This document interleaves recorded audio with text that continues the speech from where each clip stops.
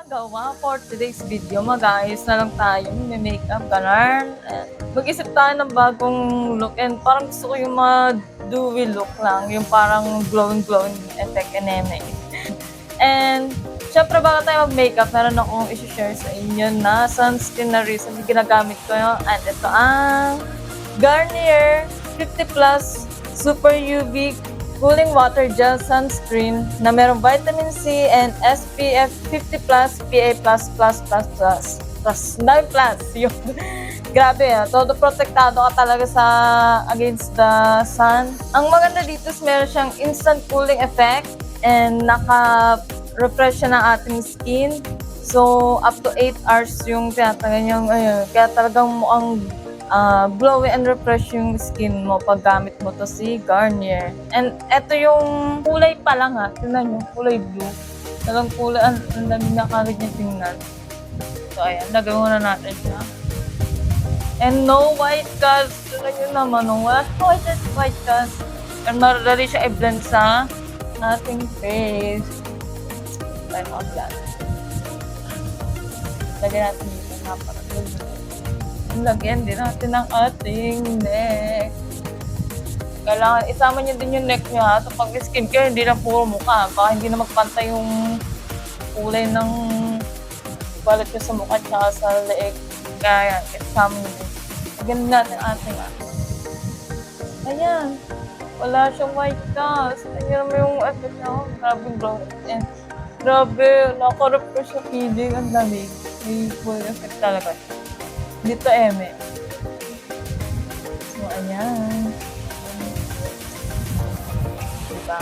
Next, itong primer from Get Ready With Me. Yung kanila Life Pro Primer. Ito, gamit ko din to. And talagang tumatagal yung makeup ko pag gamit ko to.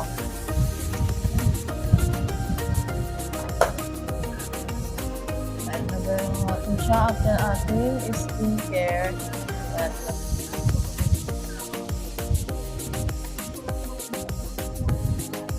Para kumapit yung ating makeup. Next is ang ating base. So, ito yung foundation. Hindi ko napapakita yung bote. Kasi naman, ang sakit sa puso na baasag. Nung total na pingasan yung bote nung aking Strokes Foundation. Ganda pa man din nung niya, yung glass. So, ayun. Ito yung shade ko is medium 03 ako sa Strokes Soft Veil Foundation. Napakita ko na naman ito sa last upload ko na makeup video ko din. So, diba? Pansin nyo din, kapag maganda yung pagka-skin prep mo, ang ganda ng lapat ng base nyo.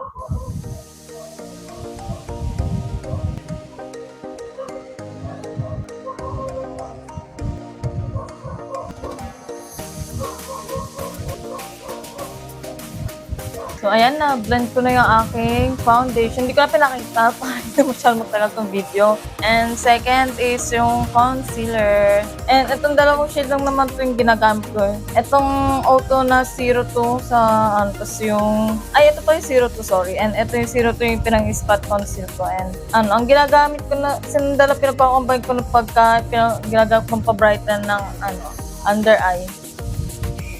Lagay na natin.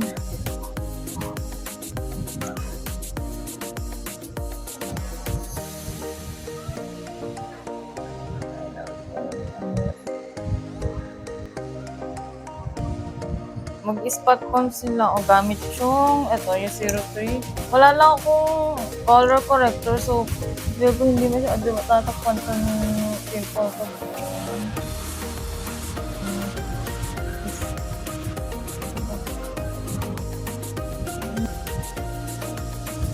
Yun, i-marinate muna natin sila bago natin i-blend. Habang minamarinate natin ating concealer, tayo mag-eyeshadow na. Siyempre, ito lang namin gamit ko yung spotlet ng Spot Cosmetics. Mini palette lang yun. Pasama-samahan na natin. And, tulong naman talaga yung shade na meron ako. 4 na shade lang naman ito. Ito lang naman yung mga madalas ko talaga kasi ito pa lang naman yung eyeshadow palette. Kaya naman po sa mga brands dyan. Charis. Ayan. Ito muna, itong isang shade yung ginamit ko pang first shade, yung sa parang base lang na ate ay sa atin. Naglagay pala ako ng concealer sa ating dito, sa may taluka, para may mo yung pigment, mahalata yung pigment ng atin. Hindi ako magaling sa eyeshadow. Hindi pa maalam ng mga cut yung mga ano bang technique. So, yung alam ko, sinusundan ko lang talaga yung ano ng aking taluka.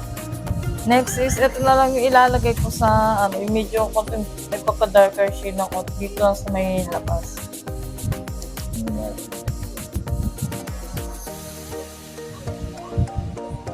Hindi ako magaling mag-blend, bro. Ang dating sa eyeshadow. Pabuhat lang po ako. Next, gawin din natin dito sa kabila. Dalawang shade lang naman din. Blend na muna natin. Natapos na siya. Blend ko na ating concealer.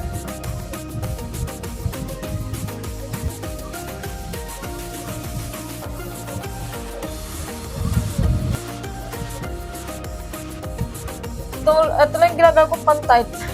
Yung aking brow curve na vice ko. Yun yung ginagawa ko. So wala pa talaga ako pang eyeliner.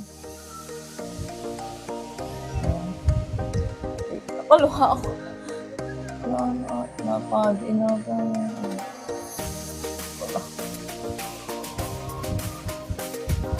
Hindi pa ako may-effect. Kasi parang nasundot ko yung mata ko. So, yan ako. Ay, naglagay pala ako ng shimmer dun sa inner corner na aking. Talaga ako makatas na walang shimmer. Kasi pa hindi na sa pag-upip, parang boring na walang shimmer na eyeshadow. Saset ko muna pala yung aking under, yung mga part lang na kasi ayoko matanggal yung buong glow ng mukha ko. So, saset ko lang talaga yung mga part na medyo nag-oil up sa akin. So, ito muna. Ang gagawin ko pala is itong easy na powder na True Flex Perfect powder. So, yun lang muna.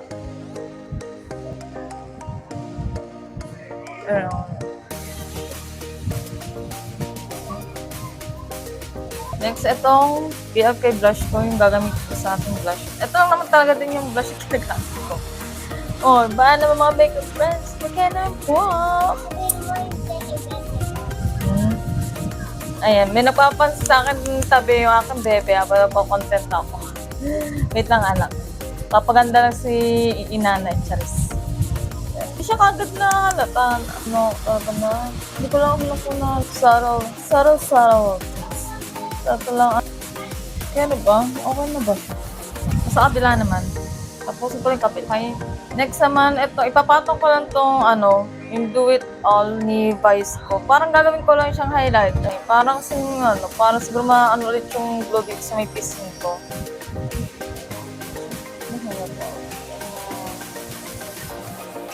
Diba? Napansin niyo ba? Ayan, ito. So, sa kabila naman.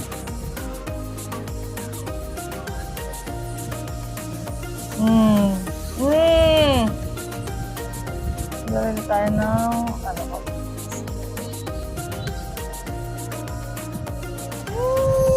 last maka-fresh! OMG, may nakalimutan ako.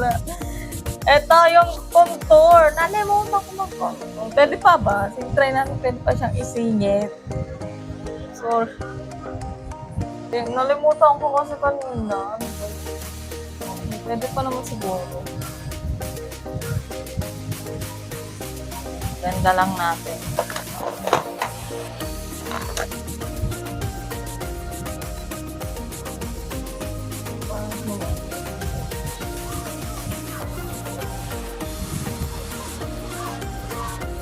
Noong malapad, yung pagpagod natin. Yan, matapos na ang ating look. And so, last ay itong lips na lang. Ito, gagawin ko pa rin ito aking Cloud Beauty na lip liner.